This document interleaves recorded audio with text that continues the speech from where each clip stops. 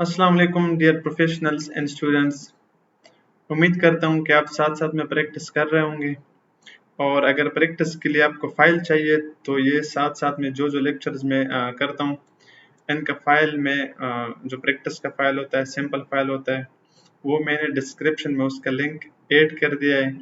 आप वहाँ से वो फ़ाइल डाउनलोड कर सकते हैं और सेम इस चीज़ पे आप प्रैक्टिस कर सकते हैं। तो आपको टाइटल से पता चल गया होगा कि आज का लेक्चर हमारा है कैलकुलेटेड फील्ड और कैलकुलेटेड आइटम्स के ऊपर।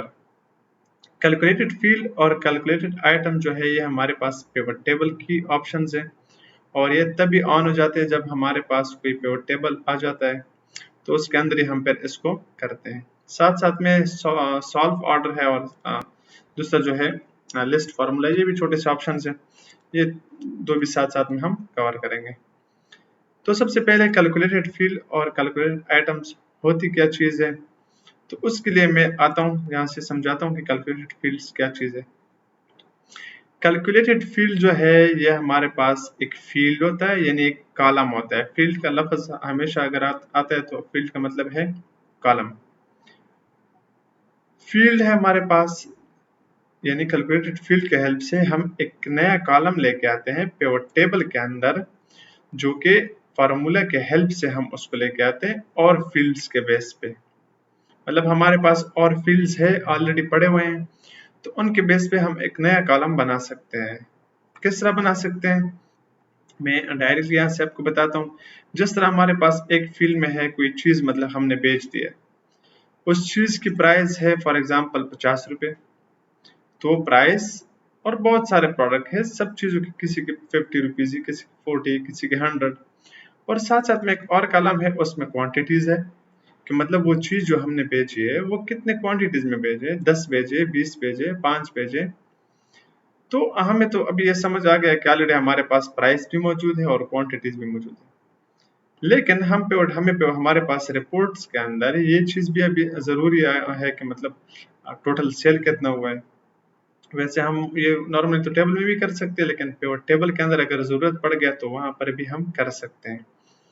तो जो आपके साथ ऑलरेडी कॉलम्स है, फील्ड्स है, उसके बेस पे एक नया कॉलम आप बना सकते हैं, तो इसको कहते हैं कैलकुलेटेड फील्ड। सबसे पहले हम इसको करते हैं। जैसा कि मेरे पास ये डेटा पड़ा है, डेट है, क्वार्टर है, रिप्रेजेंटेटिव जिसने मतलब ये सेल किया है, किस रीजन से, ऑर्डर कैंसिल है या मतलब शिफ्ट है, किस तरह का है, कौन सा प्रोडक्ट है, कितने प्राइस का और कितने क्वांटिटी का है, इस तरह कोई डेटा हमारे पास पड़ा है। तो इससे हम पिवट टेबल बनाते हैं। आप सबको सेलेक्ट कर सकते हो, इसके अंदर क्लिक कर सकते हो इंसर्ट पे, पिवट टेबल के ऊपर क्लिक, और इसको हम एक नाम भी दे सकते हैं कि हमारे पास है कैलकुलेटेड फील्ड्स, और एक नए शीट के अंदर ये आ जाएगा। ओके सॉरी, ये जो है हमारे पास टेबल के जो नाम है वो उठाएगा, तो डायरेक्ट मैंने उठा दिया यहाँ से। यहाँ पे हम ये नाम दे सकते हैं ताकि हमें पता चले साथ साथ में। कैलकुलेटेड, ये फील्ड आपको इसका लिंक कमेंट सेक्शन में आपको मिल जाएगा। ये अब आ गया कैलकुलेटेड फील्ड का, साथ में ये जो है पिवट टेबल की फील्ड्स भी आ गए। फील्ड्स का मतलब कॉलम्स है। अभी उन कॉलम्स के अंदर आपने देखा होगा कि रिप्रेजेंटेटिव मतलब किस रिप्रेजेंटेटिव ने, रो के अंदर मैं इसको डालता हूँ, कितना मतलब कितने क्वांटिटीज भेजे और कितने प्राइस के अंदर भेजे। तो ये हमारे पास कुछ डेटा आ गया। अब ये जो है सही तो नजर नहीं आ रहा है, मतलब इसके साथ अब टोटल सेल में कहाँ पे डाल दूँ, वैल्यू के अंदर या कोई और जगह पे, वो तो है ही नहीं। तो उसके लिए मैं क्या करूंगा कि यहाँ पे आ जाऊंगा पिवट टेबल एनालाइज, और इसके अंदर हमारा टॉपिक जो है कैलकुलेशन के अंदर ये है field items, calculated field, calculated items, solve order और लिस्ट फार्मूलाज। ये बके हम अलग लेक्चर में कवर करेंगे। तो सबसे पहले कैलकुलेटेड फील्ड, ये आ गया। अपने फील्ड को नाम दे सकते हैं, जिस तरह मैं इसको देता हूँ टोटल। टोटल अमाउंट लिख सकते हैं या टोटल जो कुछ लिखना चाहते हैं, टोटल अमाउंट में लिख दिया।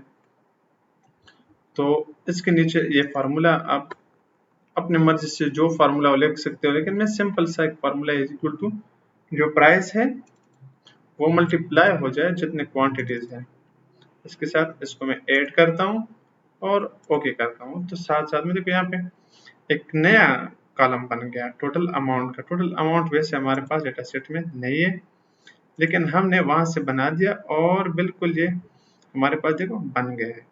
मतलब आयशा ने इतना सेल किया है, दूसरे ने इतना सेल किया है।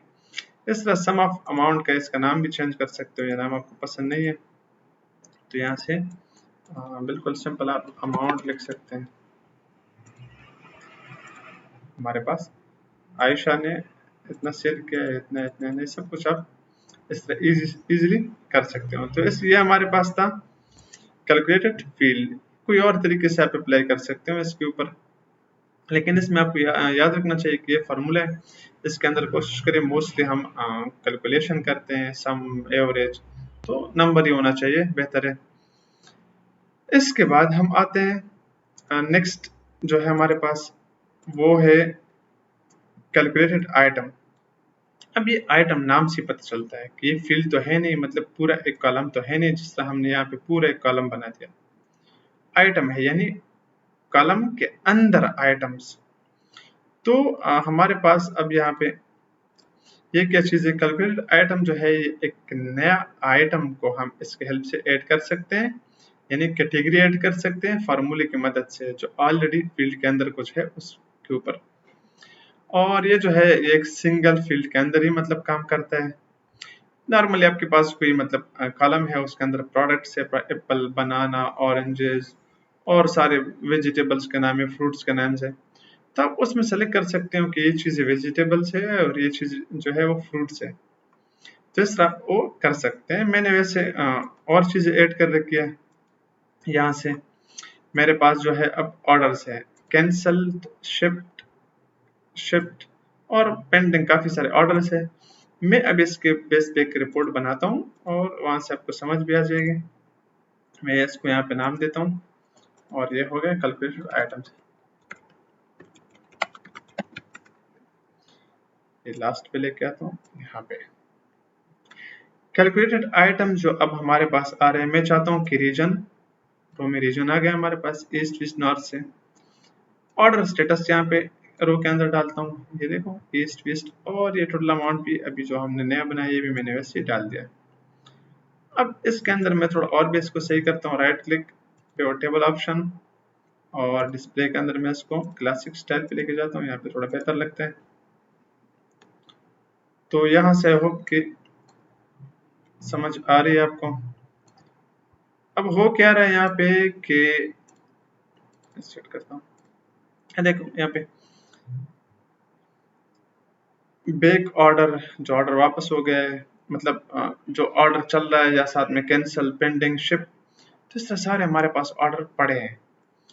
तो इसके अंदर मैं चाहता हूँ कि एक तरह की आ जाए, मतलब जो कैंसिल है और या जो सोल्ड हो गए या जो कंप्लीटेड है। तो मैं इस तरह इन के ऊपर ये जो आइटम्स है इसके ऊपर एक नया आइटम बनाना चाहता हूँ। किस तरह बनाऊंगा, यहाँ पे पिवट टेबल एनालाइज, इसके अंदर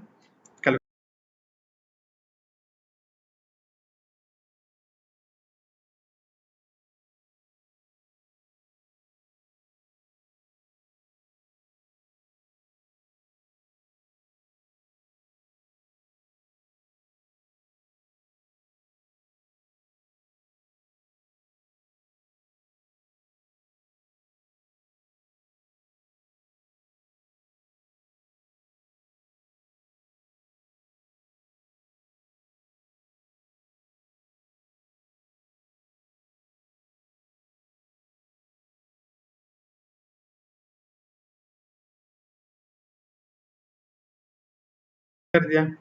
वैसे यहाँ पे सोल्ड भी आ गया, लेकिन हमें तो सोल्ड नहीं चाहिए। हम यहाँ से सारे खत्म करते हैं और सोल्ड लेके आते हैं और साथ में कैंसल। तब देखना कितना बेहतर लग रहा है कि हमें सिंपल से पता चलता है कि ईस्ट से 1307 के अमाउंट जो है वो कैंसिल हो गए, इतने अमाउंट की सेल जो है, और सोल्ड इतना हो गया, ये इतना का कैंसिल, इतना सोल्ड। वैसे ये सोल्ड है क्या चीज, हमने ऑलरेडी वहां पे जमा किया है, तो मतलब आइटम से हमने एक नया आइटम यहाँ से कैलकुलेट किया, बनाया हमने। अच्छा, इन दोनों के अंदर डिफरेंस, दरम्यान में डिफरेंस क्या है? की डिफरेंस ये है कि कैलकुलेटेड फील्ड जो है वो पूरे एंटायर कॉलम्स या फील्ड के ऊपर अप्लाई हो जाता है, और कैलकुलेटेड आइटम जो है वो एक स्पेसिफिक आइटम या सिंगल फील्ड के अंदर ही अप्लाई हो सकती है। रिजल्ट इसका क्या आता है? इसका एक नया कॉलम आता है पिवट टेबल के अंदर, और इसका रिजल्ट क्या आता है? इसका एक नया आइटम आता है ऑलरेडी एग्जिस्टिंग फील्ड के अंदर, एग्जिस्टिंग कॉलम के अंदर एक नया फील्ड आता है। जिस तरह मैंने बताया कि आपके पास बहुत सारे आपने सेल कर दिया, आपके पास सेल्स हो गए, तो सेल में आपसे मतलब चीज सेल हो गए, मोटरसाइकिल, कार्स, तो फिर आप बाद में आपको याद आ गया कि यार इसके अंदर भी कोई ग्रुपिंग होनी चाहिए, कोई मतलब अलग अलग इसके अंदर आइटम्स होने चाहिए। तो आप कार्स के ऊपर फिर कहते हो कि ये टोयोटा के अंदर है, ये आते हैं। ये हमारे पास बाइक जो है होंडा के अंदर ये बाइक्स आते हैं। दूसरा जो है कौन सा बाइक है, यामाहा के अंदर ये बाइक्स आते हैं।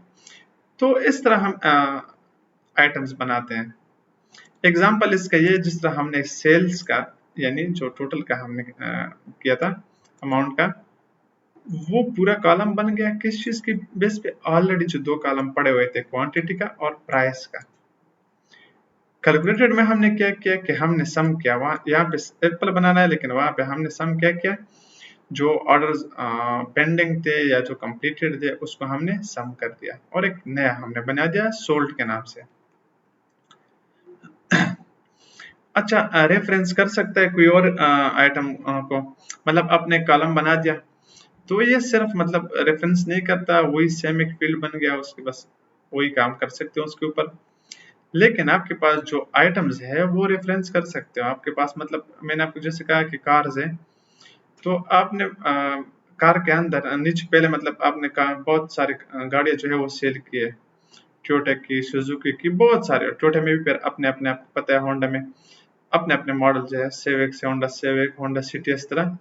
तो सबसे पहले आपने ग्रुपिंग किया जो है वो टोयोटा के अंदर जो किया आपने, टोयोटा और सुजुकी, ये सब आपने अलग अलग आइटम्स बनाए। उसके बाद आप दोबारा एक और भी मतलब और भी इसके ऊपर रेफरेंस कर सकते हो, बना सकते हो। किस चीज के ऊपर?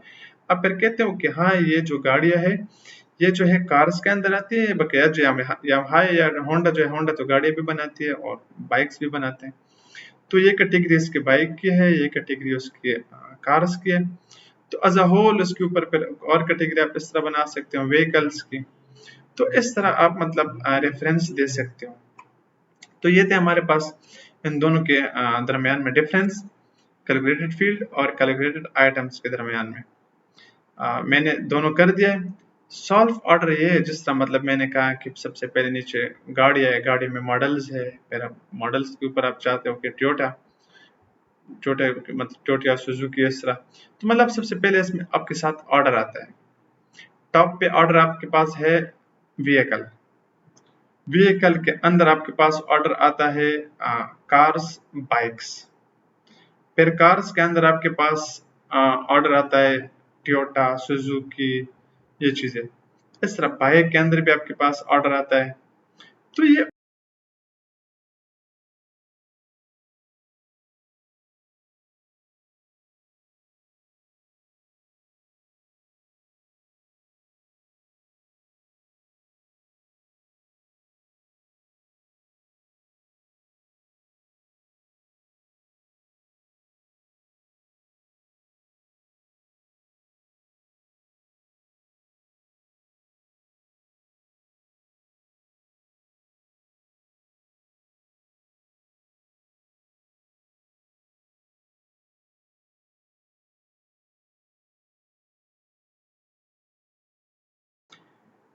अच्छा, इसके अंदर जो है नीचे लिस्ट फार्मूलेस है हमारे पास, फार्मूलेस हम देख सकते हैं, मतलब जो जो हमने काम किया है उसका आप एक नए शीट के अंदर और डिटेल पूरा देख सकते हैं। ये भी मैं लास्ट में लेके आता हूँ, और या इसको मैं नाम भी देता हूँ ताकि आपको समझ आ लगे।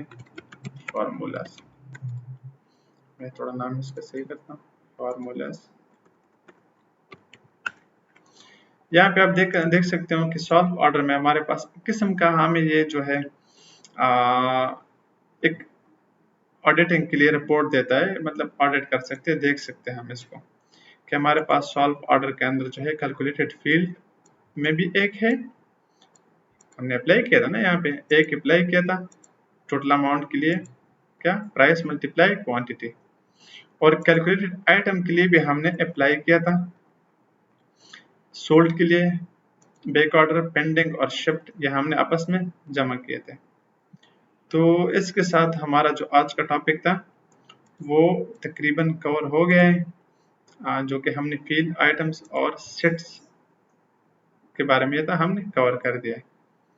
नेक्स्ट लेक्चर में हम इंशाल्लाह ये सेट्स बनाएंगे जो कि बेस्ड होगा रोज या कॉलम्स के ऊपर, यानी नेक्स्ट लेक्चर हमारा सेट्स के ऊपर है। इसके अंदर हम सेट्स भी पेयर बना सकते हैं। तो अगर कोई क्वेश्चंस है तो आप कमेंट सेक्शन में पूछ सकते हैं, और साथ साथ में प्रैक्टिस करते रहें। ये फाइल कमेंट सेक्शन डिस्क्रिप्शन में ऐड कर दूंगा, वहाँ से आप इसके ऊपर सेम ये चीज़ आपको मिल जाएगी, वहाँ से आप प्रैक्टिस कर सकते हैं। थैंक यू, अल्लाह हाफिज़।